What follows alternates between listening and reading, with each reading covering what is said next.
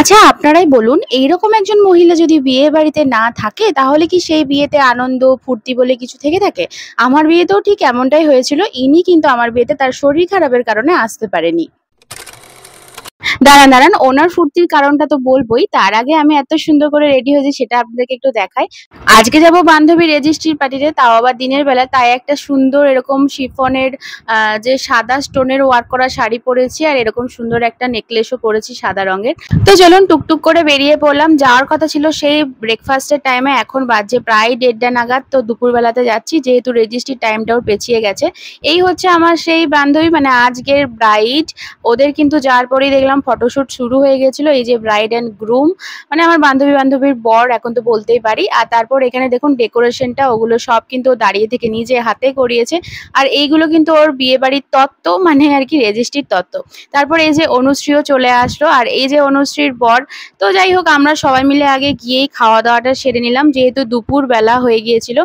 রেজিস্ট্রির time যেহেতু বিকালবেলা ছিল ওই 5টার দিকে, সেজন্য কিন্তু আমরা খেয়ে দিয়ে এখানে প্রচন্ড গল্প করছিলাম। আর এই মহিলার যে এত ফুর্তি এত আনন্দ, মানে জাস্ট আমি অবাক হয়ে যাই, মানুষ এত এনার্জি কোথার থেকে পায়। আর বিশ্বাস করুন এই কিন্তু না থাকলে আমাদের গ্রুপটা যেন কেমন ফাঁকা ফাঁকা লাগে। আর ওরা এত কোশ্চেন, আপনারা ওর মুখটা দেখুন, ও মধুকে জাস্ট কোশ্চেন করে করে পাগল করে দিচ্ছিল। আর কি যে ফুর্তি কি বলবো। যাই হোক খুব ভালোভাবে ও এনজয় করে এইভাবে সারাটা জীবন ভালো থাকুক। তো যাই হোক এখানে এই যে দেখুন আমাদের এই গ্রুপের মধ্যে সুমনাই বাদ পড়ে গেছে, ও কিছু কারণের জন্য আসতে পারেনি। যাই হোক পরে দেখা হবে ওর সাথে আবার। তো এখানে কিন্তু অনুশ্রী মধুকে তারপর বিকালের জন্য রেডি করছিল। আমাদের এই যে বড় একজন মেকআপ আর্টিস্ট আমরা হায়ার করেছি। তো সোনামুখীরই মেকআপ আর্টিস্ট সোনামুখীরই কিন্তু আপনারা হায়ার করতে পারেন, অনুশ্রী গোস্বামী দে। এই যে এখানে এখন মধুকে, মানে আজকের ব্রাইডকে রেডি করাচ্ছে। হ্যাঁ এখানে কিন্তু রেডি চলছে, একদম লাস্টে দেখাচ্ছি কেমন লাগবে। অনুশ্রী যে ভালো সাজায় সেটা তো আমি জানতাম, কারণ এর আগে আমি ওর কাছে সেজেছি, বাট তখন তো আমরা ছোট ছিলাম বলুন।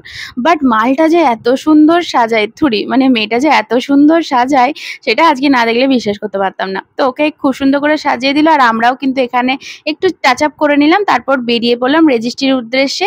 আর এই যে দেখুন দুজনকার মুখটা একটু আনন্দই লাগলো না? তো দেখুন ফাইনালি ওরা কিন্তু শাইন টাইন করে দিল, মানে লাস্টে যতটুকু বাকি থাকে সেটা করে তারপর শপথও নিয়ে নিল ওরা।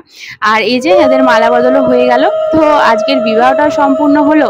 আর মালা বদলের পর কিন্তু আমরা আবার রুমে চলে এসেছিলাম ফটো টটো তুলে, কারণ ওদের কেক কাটিংটা বাকি ছিল। আর এত সুন্দর একটা কেক অর্ডার করেছিল মধু, খুব সুন্দর লাগছিল। তো যাই হোক আজকে কেক কাটিং এর দ্বারাই বিবাহটাও সম্পূর্ণ হলো, মানে খাতায় কলমে ওরা এখন স্বামী স্ত্রী। তার জন্য ওদেরকে কংগ্রাচুলেশন। খুব ভালো থাকিস, সুস্থ থাকিস, টাটা।